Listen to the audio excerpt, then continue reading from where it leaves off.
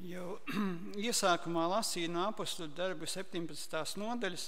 Iesaka, ja jums ir bībeles līdzi, noteikti viņas atrodiet, kur viņas jums atrodas, jo šajā reizē gribēju arī vairāk lasīt no bībeles, tas varbūt neierast šim laikam, bet viss pēc kārtas.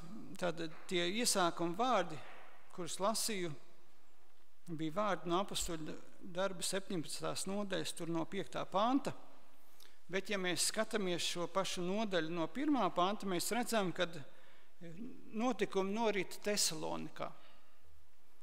Tesalonikā tur ir ieradies Pāvils un Sīla, viņi sludina par Kristu.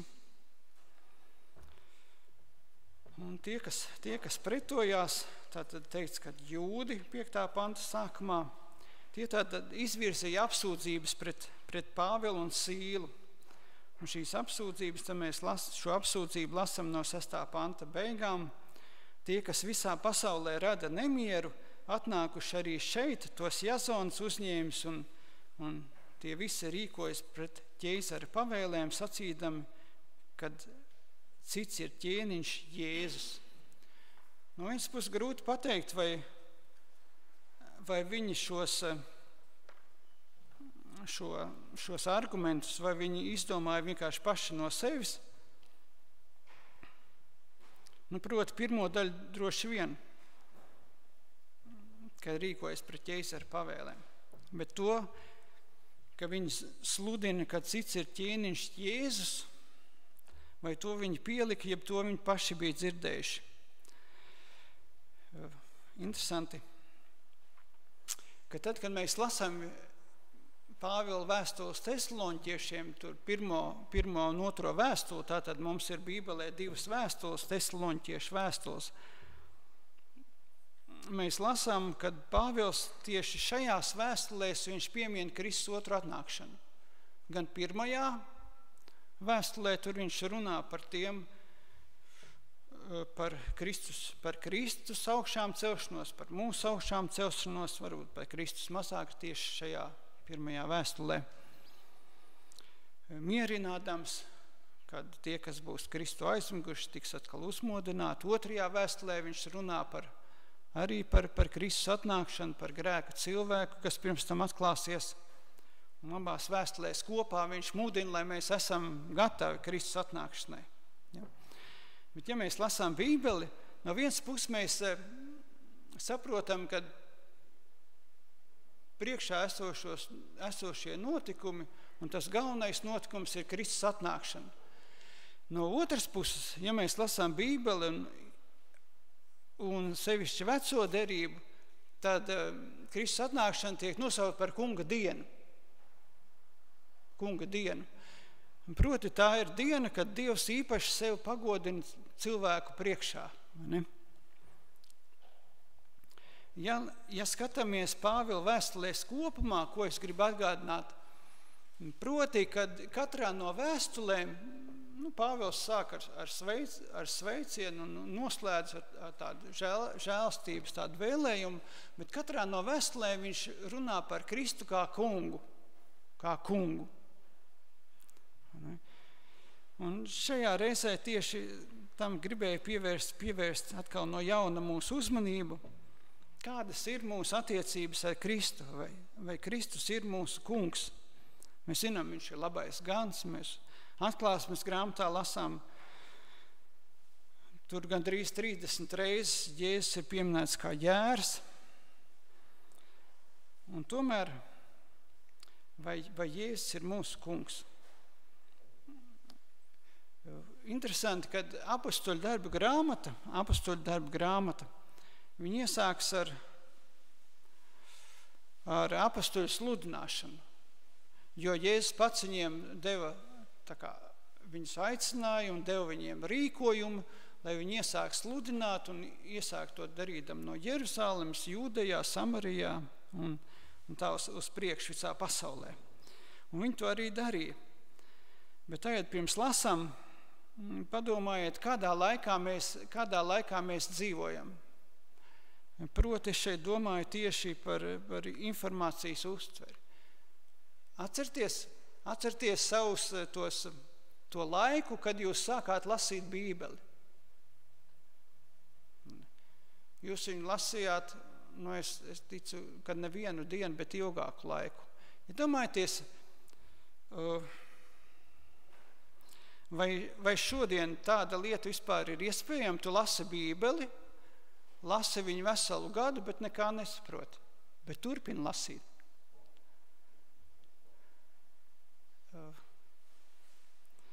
Šodien sociālie tīkli un dažādas izklaides platformas mums piedāvā tādus īsus video, 30 sekundes, varbūt īsāks, varbūt daži nedaudz garāki. Tu viņus paskaties un iegūst emocijas, pārstāv pozitīvas emocijas, vai ne? Bet, ja mēs padomājam uz mūsu uztveri, tad tas mums traucē uztvert Dievu vārdu un gaidīt uz Dievu. Domājieties, tu gadu lasi un gaidi uz Dievu, kad viņš tevi uzrunās. Labi, tagad šis laiks ir pagājis, droši vien. Mēs lasām, un mēs daudz ko zinām no galvas, un tāpēc, ka no galvas varbūt tas ir iemesls, kāpēc pierodam pie viena otra Bībeles tulkojuma, vai ne, jo tas jau ir izteikts mums zināmā formā. Bet, ja jāsāk no jauna,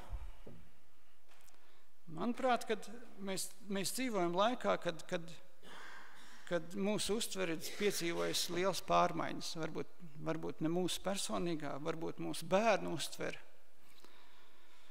droši vien arī personīgā. Un tāpēc vienkārši lasīt Dievu vārdu, tas droši vien prasa no mums diezgan uzmanību, piespiešanos. Jo vieglāk tiešām ir skatīties kaut ko īsu un uzreiz emocijas izraisošu nekā kavēties pie Dieva vārda. Es saprotu, ka Dievs vēl joprojām ir paredzējis to pašu veco Bībeli, lai uzrunātu mūs un lai mūs vadītu. Un tāpēc gribētu, lai mēs izlasām dažas no apostoļu darba grāmatā pieminētajām apostoļu runām, tikai izvilkumus no tām, lai mēs redzētu, kad patiesi, kad šī apsūdzība bija, ja to var uztvērt par apsūdzību, ka viņa bija patiesa, ka viņa sludināja, ka cits ir ķēniņš, proti ķeizara vietā, ka ķēniņš ir Kristus. Un ko tad apostoļi sludināja? Jo, kāpēc tas ir svarīgi?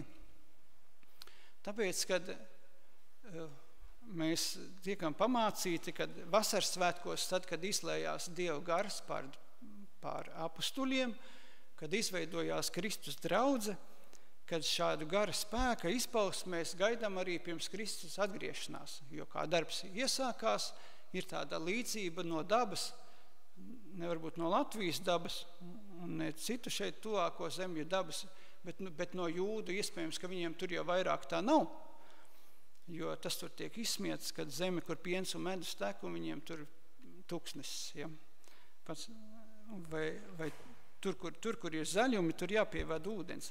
Bet savā laikā Dievs bija paredzējis un pats viņus iedrošināja, ka tā ir zeme, kur dienu un nakti un visa gada laikā Dievs ir nomodā, un Dievs bija paredzējis dot agro un vēlo lietu. Arī esat dzirdējuši, tad tas, kas notika vasaras svētkos, ir salīdzināts ar agro lietu, kas tā kā ražai liek briest, ja, jeb uzdīgt, pareizāk sakot, sēklām.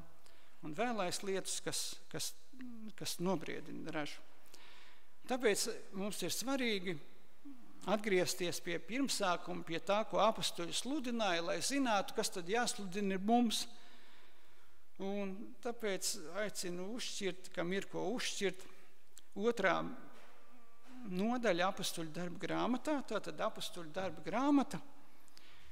Izlasīsim dažus vārdus no Pētera sacītā vasaras svētku dienā, no 32., 33. pants un 36. tālāk. Šo Jēzu Dievs ir uzmodinājis, tam mēs visi esam liecinieki. Dieva labās rokas paaugstināts un no Tēva dabūjis svētā gara apsolījumu, viņš izlējis to, ko jūs tagad redzat un dzirdat. Un 36. tad lai visi Izraēla nams zina un nešaubās, ka Dievs viņu ir darījis par kungu un Kristu, šo pašu Jēzu, ko jūs esat situši krustā. Tātad vasaras svētku būtība nav tikai gara izliešanās, bet gan Kristus paaugstināšana cilvēku priekšā. Jo par garu izliešanos cilvēku tu brīnījās savā laikā. Viņi brīnījās, kā viņi dzird no dažādām tātad teritorijām atbraukuši, kā viņi dzird to valodu. Ja? Tas ir izbrīns. Savukārt pēc apustuļu sludināšanas ir 37. pantā lasām šie vārdi sāpīgi ķēra viņu sirdis, un tie sacīja uz Pēteru un citiem apustuļiem: brāļi, ko lai mēs darām? Un tad Pēters viņiem arī atbild: atgriezieties no grēkiem, liecieties kristīties ik viens Jēzus Kristus vārdā, lai jūs dabūtu grēku piedošanu un saņemt svētā gara dāvanu. Šie vārdi, brāļi, ko lai mēs darām, nāca pēc tam, kad Pēters runāja par Kristu. Jūs esat viņu aizlieguši, tātad pagānu rokām piestuši pie krusta, bet tagad Tēvs viņu ir uzmodinājis un paaugstinājis debesīs. Tieši pēc šīs sludināšanas rezultātā viņiem radās jautājums: brāļi, ko lai mēs darām? Tas nebija brīnums, ka vienkārši apustuļi runāja dažādās valodās, viņiem saprotamās un uztveramās, un viņi tagad jautātu: brāļi, ko lai mēs darām? Nē. Tātad šis vārds, Kristus pagodināšana, viņa paaugstināšana bija nepieciešama, lai rastos doma par izmaiņu dzīvē. Viens ir tas, kad mēs gaidām Dieva spēku, Dieva brīnumus. Labi, bet mēs redzam, kad Kristus ir jāpaukstina. Kad brīnumi rada izbrīnu, varbūt sajūsmu, bet tādu nodošanos rada Dievs pats, tad, kad mēs paaugstinām viņu. Tad, kad mēs paaugstinām viņu cilvēku acu priekšā. To Pēters šeit arī dara. Tālāk mēs lasām 3. nodaļā no 13. līdz 15. pantam. Ābrahāma, Īzāka un Jēkaba Dievs, mūsu tēva Dievs, ir godā cēlis savu kalpu Jēzu, ko jūs esat nodevuši un aizlieguši Pilāta priekšā, kad tas gribēja viņu atbrīvot. Bet jūs svēto un taisno esat aizlieguši un lūguši, lai jums dāvā slepkavu. Bet dzīvības valdnieku jūs esat nonāvējuši, viņu Dievs ir uzmodinājis no mirušiem, tam mēs esam liecinieki. Tad šeit pieminēts vairākas jau detaļas tieši pie Jēzus aizliekšanas, jau tur Pilāts tiek minēts. Bet lasām mēs to pašu domu, ka to, ko jūs esat aizlieguši, to Dievs ir paaugstinājis. Un tagad ir problēmas. Jo viens ir tas, kad Jēzu aizliegt, un viņš guļ kapā.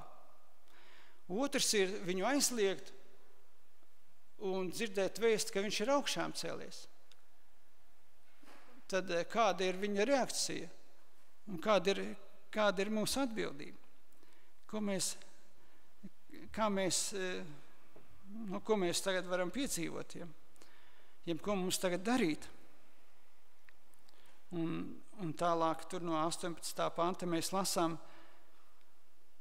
bet ko Dievs ar visu praviešu muti iepriekš sludinājis, ka viņu svaidītam jācieš, tā viņš arī piepildīs, tāpēc nožēlojiet savus grēkus un atgriezieties, lai jūs grēki tiek izdaudēti. Atkal tieši šī pasti vēsts. Viens ir tas, ka mēs dzirdam tā kā no jūdu izpratnes, no jūdu skatījuma viedokļa. Mēs dzirdam, ka esam izdarījuši to, ko nevajadzēja. No otras puses mēs redzam Dieva laipnību. Dievs saka: labi, ja jūs to atzīstat, atgriezieties. Atgriezieties un es jūs pieņemšu. Tātad viena un tā pati vēsts. Vēl šī vēsts atkal turpinās tālāk. 4. nodaļa, apustuļu darbi, 4. nodaļa no 8. līdz 12. pantam. Tad Pēters svētā gara pilns tiem sacīja: tautas vadoņi un vecai, Ja mūs šodien pratina laba darba dēļ, ar ko šis neveselais cilvēks ir dziedināts, tad viņi dziedināja neveselo, viņi tiek tagad pratināti, tad, lai jums visiem un visai Izraēla tautai ir zināms, ka šis stāv vesels jūsu priekšā nācerieši Jēzus Kristus vārdā, ko jūs esat situši krustā, bet ko Dievs uzmodinājis no miršiem. Šis ir akmens, ko jūs nama cēlāji esat atmetuši un kļūst par stūra akmeni. Nav pestīšanas nevienā citā un nav neviens cits vārds zem debes cilvēkiem dots, kurā mums lemta pestīšana. Atkal tieši tas pats.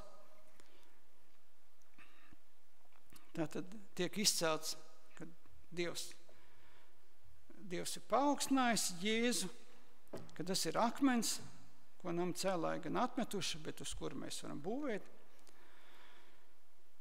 Un pie tam arī nav citas iespējas, ja, kā iegūt glābšanu, kā tikai caur Kristu. Vēl šī pati doma, tālāk 5. nodaļa no 30. līdz 32. pantam. Kāpēc to lasu? Mums ir jāiemācās pašiem mājās ikdienā sev piepildīt ar Dievu vārdu. Jo, ja mēs domājam par priekšdienām, par šodienu, lai Dieva gars mūs vada, tad ir brīnišķīgs apsolījums, ko Jēzus ir devis, lai nerūpējamies iepriekš, ka viņš dos vārdus, ko runāt. Tad, kad Lūkas evaņģēlijā, kur rakstīts, kad jūs vedīs, arī citos, kad jūs vedīs valdnieku priekšā un tiesu namos, nerūpējoties par to, kas jums ir jārunā, jums tajā brīdī tiks dots, tad šie vārdi tiks dots, nenozīmē, kad mēs bezrūpīgi varam gaidīt, kad tiks iedots. Es saprotu, kad praktiski jau Dievs vēlas mums iedot, jeb atkal atdot atpakaļ to, ko mēs savā laikā esam no viņa paņēmuši. Jo, ja mēs paskatāmies atklāsmes grāmatu, no vienas puses tā ir Dieva dota atklāsme, ko Jānis Patmos salā saņēma.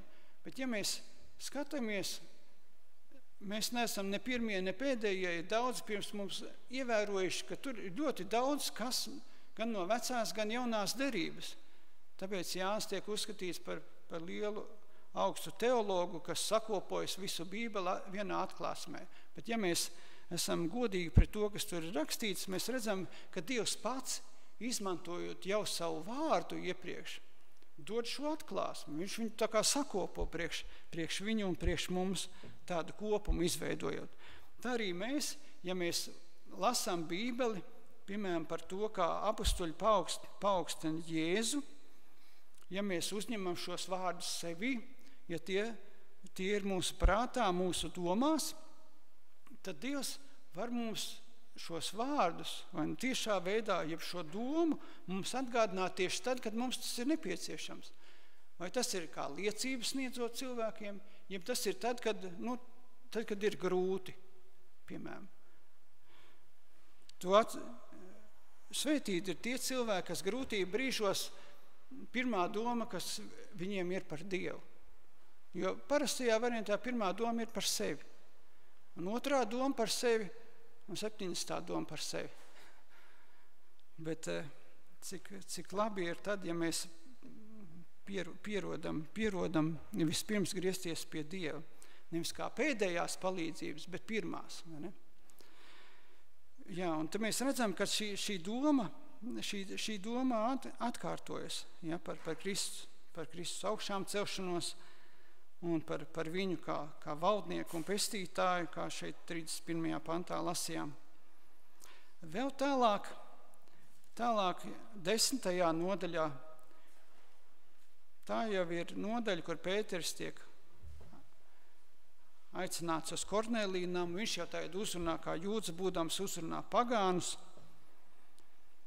Ja, un tur no 34. panta lasam, bet Pēters sāka runāt, sacīdams, tiešām es atzīstu, ka Dievs neuzlūko cilvēka vaigu, bet tik vienā tautā viņam ir tīkams, kas viņu bīstas un taisnīgi dzīvo.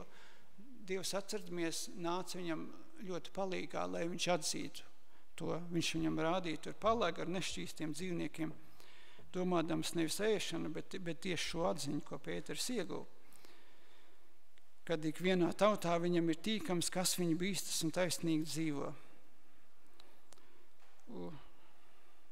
Tā, labi, varbūt visu to runu nelasīšu, bet no 40. pānta lasam tālāk. Un Dievs viņu tātad par Jēzu ir uzmodinājis, 3. dienā viņam licis parādīties ne visiem ļaudīm, bet 2 iepriekš izredzētiem lieciniekiem, mums, kas ar viņu esam ēduši un dzēruši pēc viņa augšām celšanās no mirušiem. Un viņš mums pavēlējis tautai sludināt un apliecināt, ka viņš ir Dieva iecelts soģis pār dzīviem un mirušiem. Par viņu liecina visi pravieši, ka ik viens, kas uz viņu tic, viņa vārdā dabū grēku piedošanu. Lūk, tā mēs redzam,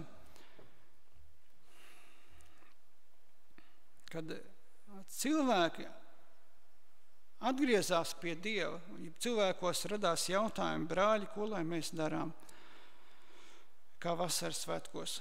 Šeit mēs redzam, kad pēc tam, kad Pēters ir paaugstinājis Kristu cilvēku priekšā, 44. pantā rakstīts Pēterim vēl runājot, Svētais Gars nāca pār visiem, kas šos vārdus dzirdēja. Un tālāk mēs redzam, viņi tiek arī kristīti. Mēs redzam, ka tad, kad mēs runājam par to, par ko jārunā, tad Dievs pats šo runu dara ietekmīgu, un viņš pats to apstiprina ar zīmēm un brīnumiem. Ja? Kā mēs tur varam lasīt arī iepriekš tur apustuļu darba grāmatā, kā caur apustuļiem Dievs veic šādu brīnišķīgu darbu.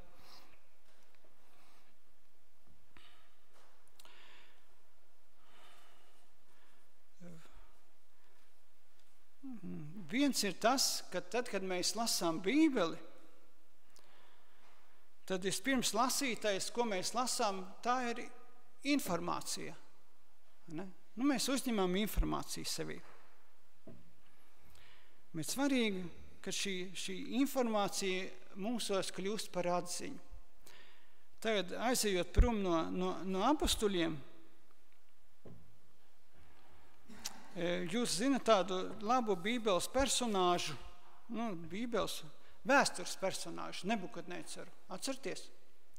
Ķēniņš Nebukadnēcars. Tātad Daniela grāmata Bābeles ķēniņš. Viņš ir uzskatāms piemērs, kā Dievs viņu vadīja pie īstās lietu izpratnes, proti pie sevis atzīšanas. Un tā kopumā mums jāsaka, tas ir no sākotnējās nodaļas, tātad Daniela grāmatā. Mums šīs nodaļas ir labi zināmas, bet kā viņas varētu apkopot? Proti, kad dzīvnieks Nebukadnēcars nonāca pie augstākas atziņas kā ķēniņš Nebukadnēcars. Es saku jums, kas zinat Daniela grāmatu, jo vispirms Dievs sevi atklāja caur sapni, tālāk tātad 2. nodaļa. Tālāk mēs lasām 3. nodaļu, ķēniņš taisa zelta tēlu, un 4. nodaļa ir nodaļa, kurā rakstīts par to, kā ķēniņš kļuva par dzīvnieku. Bet, labi, izlasīsim dažus pāntus. Daniela grāmata 4. nodaļa, jo tas ir svarīgi priekš mums. Es saprotu, ka Dievs nevēlas mūs darīt par dzīvniekiem, lai mēs viņu atzītu.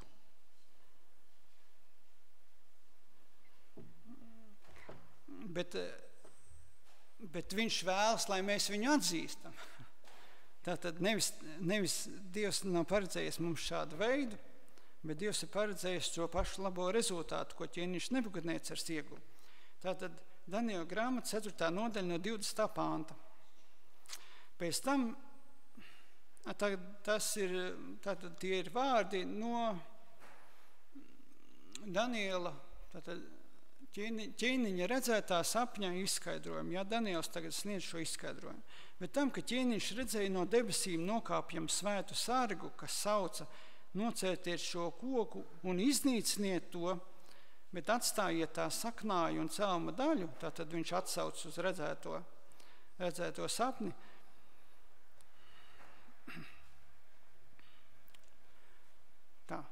jāatgriežas man atpakaļ. Pēc tam, kad ķēniņš redzēja, ka no debesīm nokāpjam svētu sargu, kas sauc nocerties šo koku un iznīciniet to, bet atstājiet tā saknāju un celma daļu zemē, dzels un vara važās zaļajai lauku zālē, lai tas top debes rases slacināts un tiek pielīdzināts lauku dzīvniekiem, kamēr pāri būs pagājuši 7 gadi.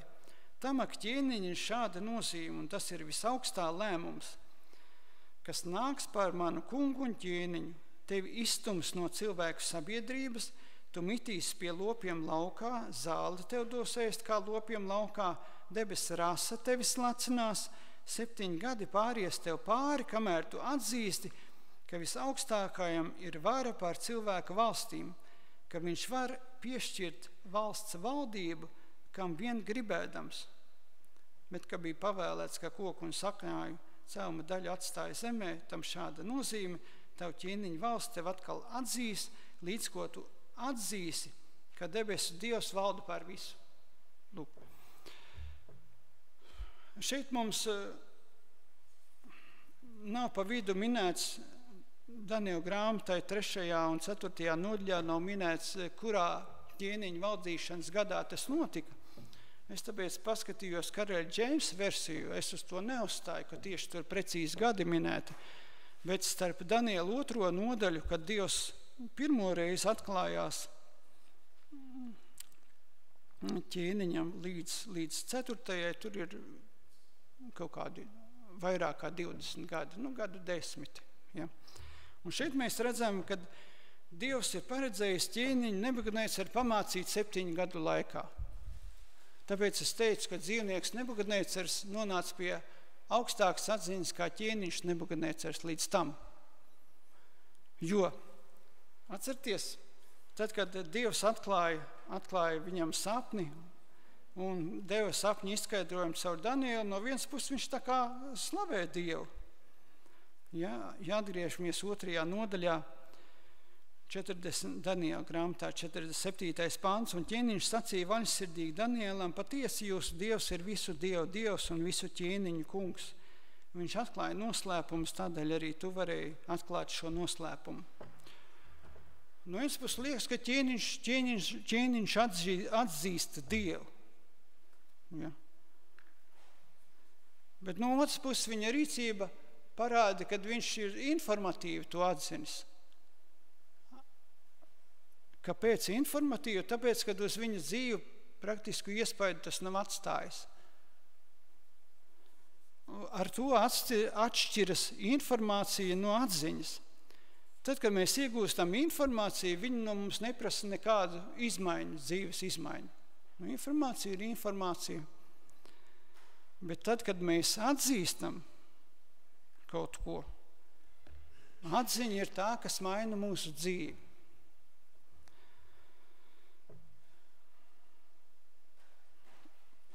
Un lūk, ķēniņš Nebukadnecars pēc redzētā sapņa, viņš it kā atzīst Dievu. Pēc tam, kad 3 Daniela draugi dzīvi iznāk no cepļa degošā, viņš ir pārsteigts par 4. kā dievišķa būtni, kas tur ir, pārsteigums viņam ir. Atkal viņš it kā atzīst Dievu. 3. nodaļas 32. pants, es nolēmu darīt visiem zināms tās zīmes un tos brīnumus, ko visaugstākais Dievs man darīs, cik liels ir viņa zīmes un cik vareni viņa brīnumi, viņa valstība ir mūžīga un viņa valdīšana paliek uz radu radiem. Runā kā no grāmatas, ja? Tās teica. Pareizi runā. Bet mēs redzam tālāk, pēc tālākās rīcības un pēc tā, kā viņš uzlūko Jeruzalemi, ko pats savām rokām būtu uzcēlis, piemirstot, tad, kad viņš redzēja to tēlu sapnī, viņš laikam ir piemirsts to izskaidrojumu, kur Daniels viņam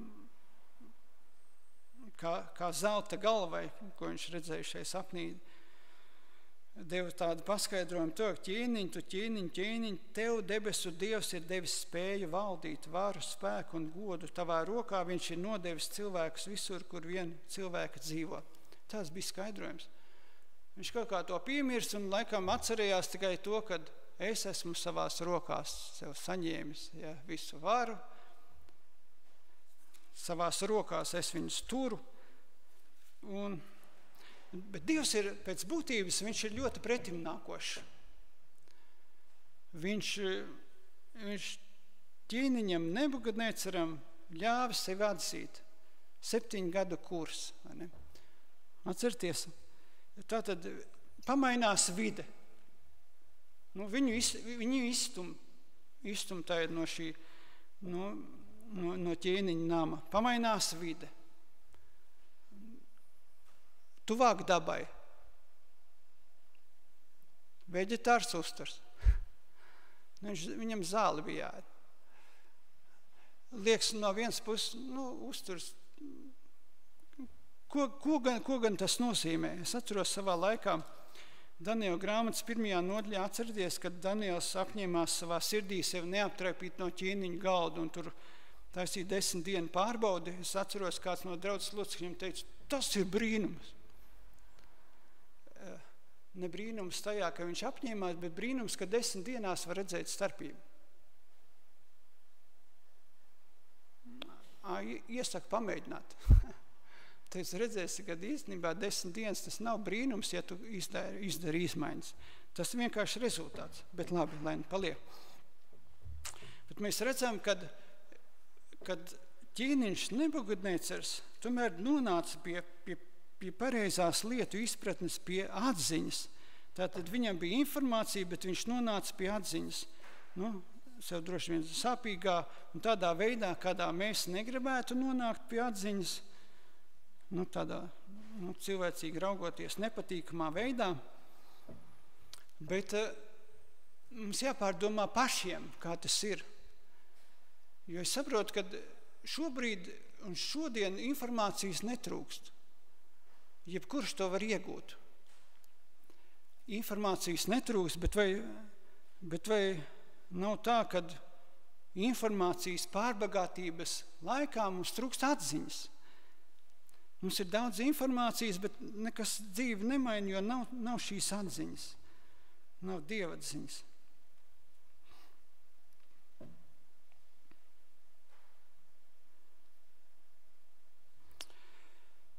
Lūk, no vienas puses mēs lasām, kad Jēzus ir ķēniņš. Viņš ir Dieva paaugstināts, bet no otras puses mums ir jāpārdomā mūsu paša domas. Savā laikā, tas, protams, tā kā atraidot Jēzu, cilvēku viņu paaugstināja pie staba, pie krusta. Cik tur? Pāris metrus virs zemes. Man jāpārdomā pašam priekš sevis,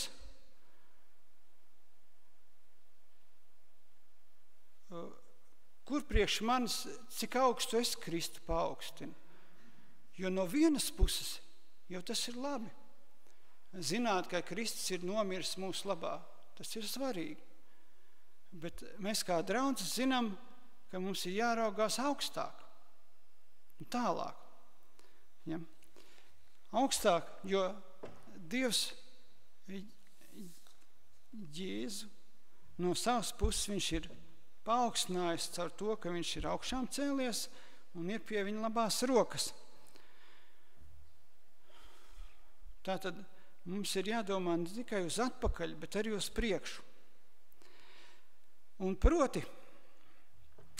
mums vajadzētu pārbaudīt priekš sevis, vai šī informācija gan par Kristus atnākšanu, par to, ka viņš ir kungs, ka viņš ir gans, ka viņš ir mans glābējs, vai šī informācija priekš manis ir kļūst par atziņu,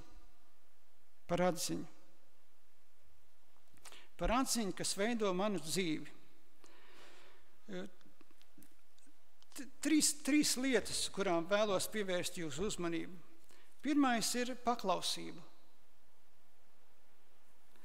Jo, ja jau Kristus ir kungs, tad vai es viņam paklausu?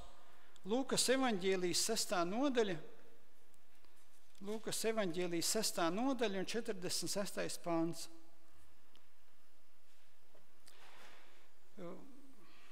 Tātad Jēzus saka, ko jūs mani saucat kungs, kungs, bet nedarāt, ko es saku. Ik viens, kas pie manis nāk un manas vārdus dzird un dara, es jums rādīšu, kam viņš līdzināms. Vienkārši paklausību. Tātad, ja kungs saka, tad es kā kalps paklausu. Vai ne?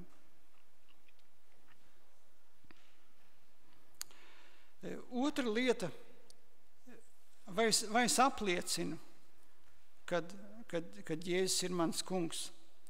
Mateja evaņģēlijas 15. nodaļa, tātad paklausība, tagad apliecinājums, Mateja 15 un 9. Mateja 15 un 9 mēs lasām Jēzus vārdus, bet velti tie mani godā sludinādami mācības, kas ir cilvēku likumi. Ir daudz mācību un pamācību. Ceros,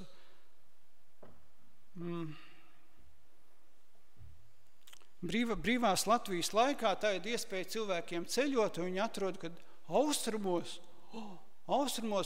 tur tās ir idejas, budisms, hinduisms, tas ir tas, kas mums pietrūkst. Bībele it kā ir bijis vairāk vai mazāk līdz šim, tagad tur ir īstā vieta. Un izrādās, kad nevis Kristus jāmeklē, bet sevi jāmeklē ļoti daudz, kas cilvēks arī sevi atrod, vai ne? Daudz ko. Tā ir viena no cilvēku mācībām. Bet Jēzus saka, velti tie mani godā sludinātā mācības, kas cilvēku likumi. Tādās Jēzus no vienas puses laipns, mīlošs, sevi ziedojošs Dieva dēls, Dieva jērs. No otras puses necieš neko sev līdzās. Vai ne? Tā ir. Kāpēc? Tāpēc, kad viņš saka, es esmu ceļš, patiesība un dzīvība. Neviens netiek pie tēva kā viens ar mani. Ja jau būtu 10, 20 ceļu, vai tad Jēzus būtu pret, ejiet, galā tiksimies visi kopā tur vienā vietā. Bet tā izrādās ir cilvēku filozofija, ka galā, ir viena vieta, Uguns jūra, ja, pareizi, es te kļūdos. Tiešām tā vieta ir, bet vienkārši viņi tiek saukt savādāk. Bet pie Dieva ceļš ir viens. Tātad paklausība, ko mēs apliecinām, vai tiešām Kristus mācību mēs apliecinām. Un vēl tāda vienkārša lieta, mums saprotam Jāņa evaņģēlijas 14. nodaļa un 15. pāns. Jāņa 14, 15. Ja jūs mīlat mani, turiet manas pavēles. Ļoti vienkārši. Mums jāpārdomā, cik liels tad ir Jēzus manā prātā, tā varbūt arī informācija, bet no otras puses, cik liela ir viņa ietekme manai dzīvei.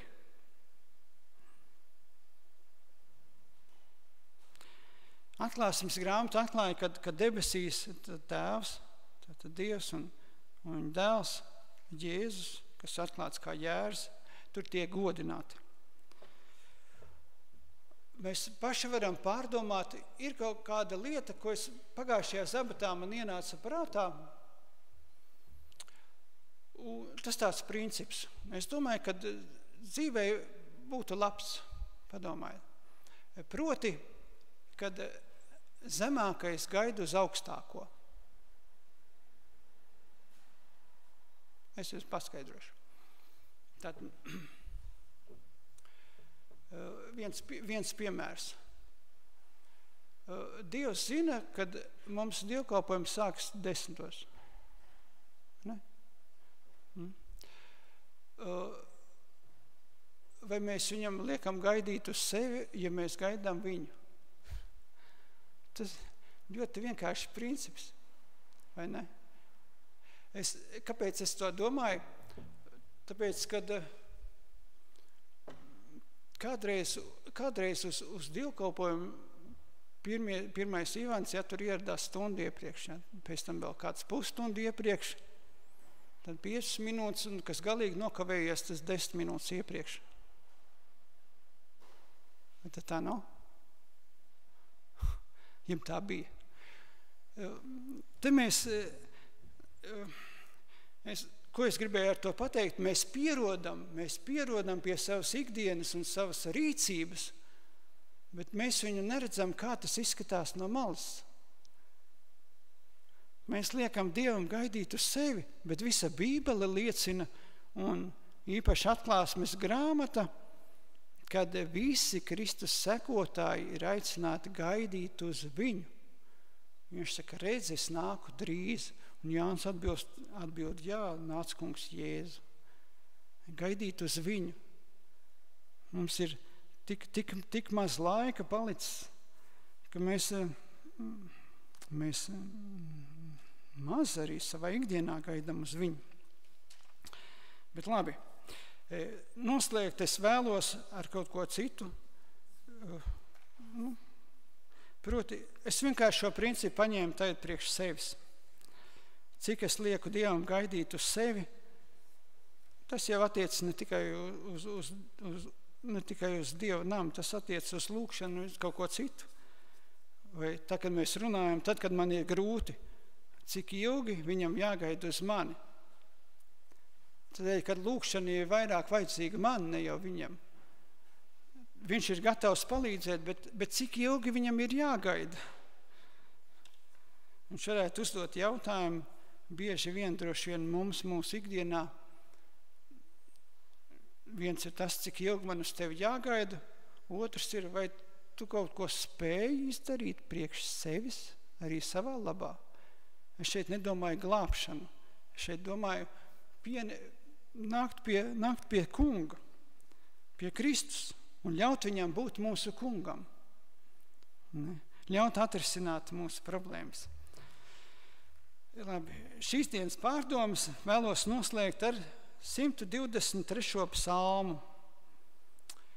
Tāds īs psalms, 4 panti, tikai svētceļnieku dziesma. Mēs jau arī šeit esam svešinieki un piedzīvotāji, vai ne, šajā pasaulē. Un cik ilgi mēs to priekš sevis tā sapratīsim, tik ilgi es domāju, kad mēs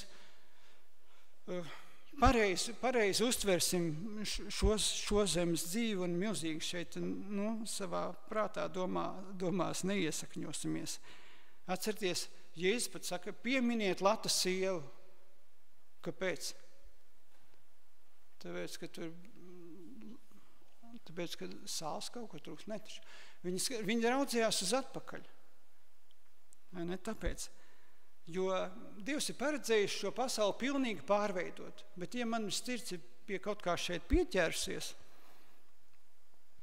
un ja tas nav Kristus, un ja tas nav debesu Tēvs, tad mēs vienā brīdī salūzīsim. Kāpēc? Tāpēc, ka viss tas te zudīs. Bet labi. Tātad svētceļnieku dziesmu saprot, viņi tagad dodas uz Jeruzālemi, laiks ir padziedāt, un viņi tagad te dzied. Bet vārdi mums ir, notis mums nav. Es paceļu savas acis uz tevi, tu, kas sēdi savā goda krēslā debesīs. Redzi, kā kalpu acis raugās uz savu kungu rokām, un kā kalponis acis uz savas kundzes rokām, tā raugās manas acis uz to kungu, mūsu Dievu, kamēr viņš apžēlosies par mums. Tad skats, kur es raugos, tātad uz Dievu. Apžēlojies par mums, kungs, apžēlojies par mums, jo mēs esam nicināti par lieku. Mūsu dvēseli ir pārsātināta ar vieglprātīgo nievājumiem un lepno nicinājumiem. Pat ja mums nav tik slikti, kā ir šeit aprakstīts. Ja mūs nenicina pār lieku un nenievā, tad tomēr šis princips raudzīties uz Dievu, šis princips apgūstams jau mūsu ikdienā. Un viss,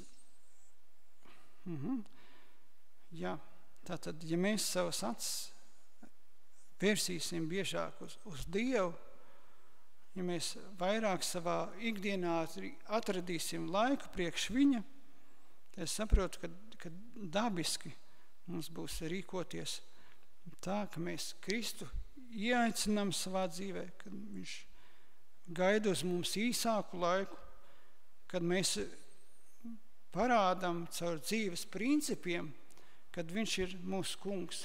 Un ka tā nav informācija, bet tā ir atzīšana. ka viņš ir mūsu kungs visā, ko mēs darām.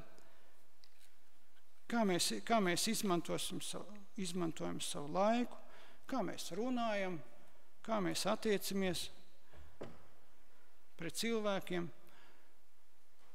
Jo kāpēc Pēters tika apsūdzēts? Sildīdamies pie ugunskura. Ne jau tāpēc, ka viņš vietu aizņēma. Tā apsūdzība bija tāda, kad viņš ir viens no viņa mācekļiem. Cik labi būtu, ja cilvēki varētu saprast, ka mēs esam Jēzus mācekļi. Tā vienkārši saprast, pēc mūsu dzīves. Pēc tā, kā mēs rīkojamies, pēc tā, kā mēs runājam, pēc tā, kā mēs kārtojam savas lietas, pēc tā, kā mēs dziedam, pēc tā, kā mēs izmantojam savus līdzekļus un visu citu. Kad būtu vienalga, ko mēs runājam, vienkārši ir redzams, ka tu esi bijis kopā ar Dievu, ka tu esi no viņa mācījies. Lai Dievs mums palīdz, kad šīs attiecības ar viņu mēs varam uzturēt ciešas, kad dabiski būtu mūsu pārveide Kristus mūsu kunga līdzībā. Āmen.